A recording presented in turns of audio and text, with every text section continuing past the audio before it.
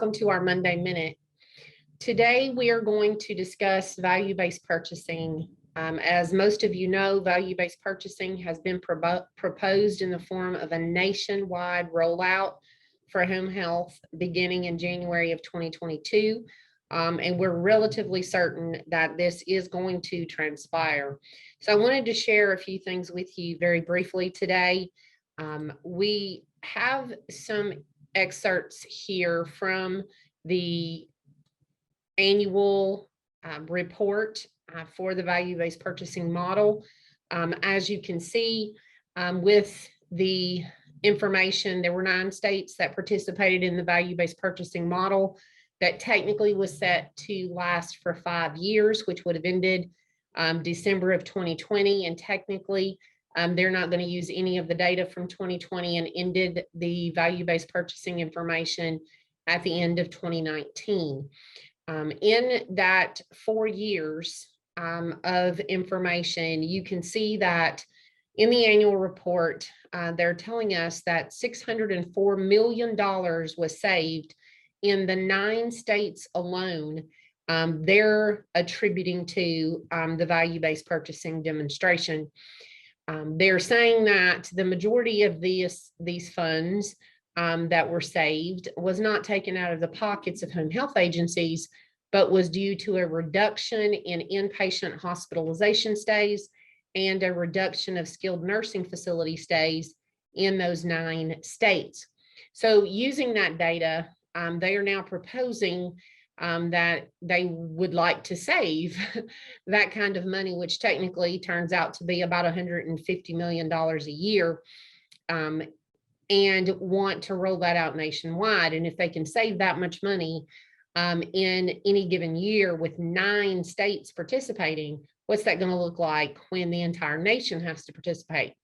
So you can see on the screen that we have the exact measures that they're currently proposing to be used in the rollout nationwide. OASIS items on the left, on the right, the CAPS information and claims data.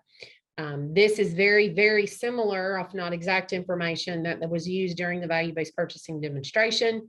There were tweaks that were made to the VBP demonstration over the course of the 4-year model, the most significant ones being in that 4th year, which would have been in the 5th year as well, but they cut it off because of COVID.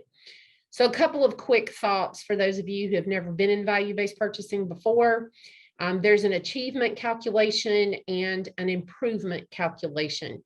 Achievement is based on the performance year, which will be 2022, compared to the achievement thresholds, which would have been data from what you did in 2019. So we're skipping 2020 completely as far as value-based purchasing is concerned. And again, maximum points you can receive for achievement is 10.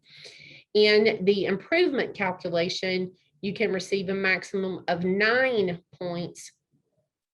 And that is then once calculated compared to your achievement score that we just looked at, and whichever of those 2 calculations is the highest is the one that you will get for each of the measures in the overall total performance score calculation. This is one thing that you really need to pay attention to. And this is all of the measures that we discussed earlier, laid out with the percentage in the all measures column, the percentage of impact that those individual measures will have on the total performance score calculation. The thing you really need to see is that 26.25% of your total performance score will be based completely on acute care rehospitalizations, obviously coming from claims data. And another 8.75% is emergency department use, the combination of that being 35% of your total performance score coming from acute care hospitalization rates and emergency room department use. So I wanted to share that with you today to give you a little insight as to what the value-based purchasing model is actually going to look like. We obviously still have some details missing. Some of the key calculation information that still has to be obtained. The National Association for Home Care and Hospice is working on a strategic education plan. So stay tuned for that in educating the nation. In addition to that, HPS will have a webinar on September 17th to talk about as many of the details as we have so far.